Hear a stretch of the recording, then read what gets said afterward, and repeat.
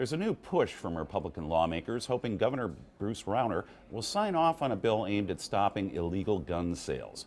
The governor vetoed a similar bill back in March. Lawmakers made some changes and approved the new version in the final days of the May-spring session. This updated bipartisan bill requires all gun dealers to be licensed by Illinois State Police. Employees would have to go through annual training, and dealers would need to come up with a plan for safe storage of guns. Over the summer, the governor signed off on 2 other gun-related bills, but has maintained that licensing dealers across the state would just be too burdensome. Republican State Senator John Curran represents the 41st District, covering parts of Lamont, LaGrange, Downers Grove, and Bolingbrook. Senator, thank you so much for joining me this evening. Rick, thank you. Nice to be here.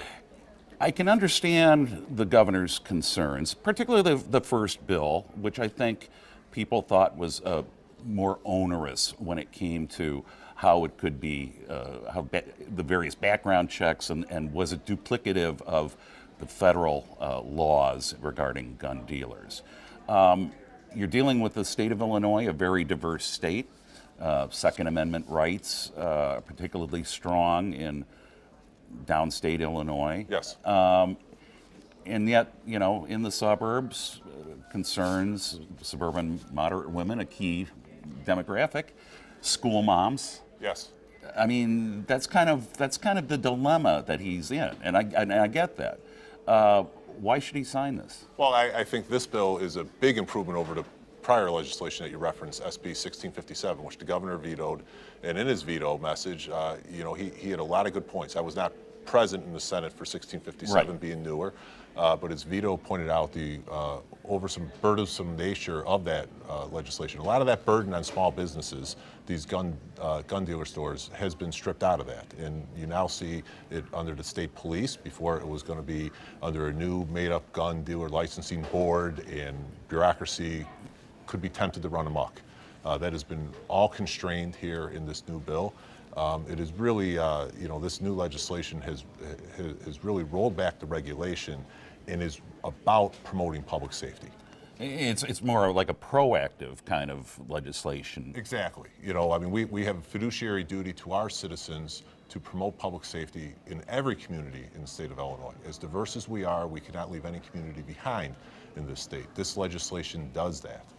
Yet you still have, and some of your colleagues downstate, that this is once again an attempt by people in the Chicago area to try to dictate gun control to the rest of the state. You know, I'm a believer in the Second Amendment. This does not take away anyone's guns. This is about restricting and combating illegal firearms that are recovered time and time again at crime scenes throughout the state. But no, well, you're a former Cook County State's attorney. I am, 19 years in that office, and what we do know, what is a fact, is 60% of legal firearms recovered at crime scenes in the city of Chicago are coming from local gun dealers in the area. So that it is not out of state, and so we can do a better job. This bill promotes that.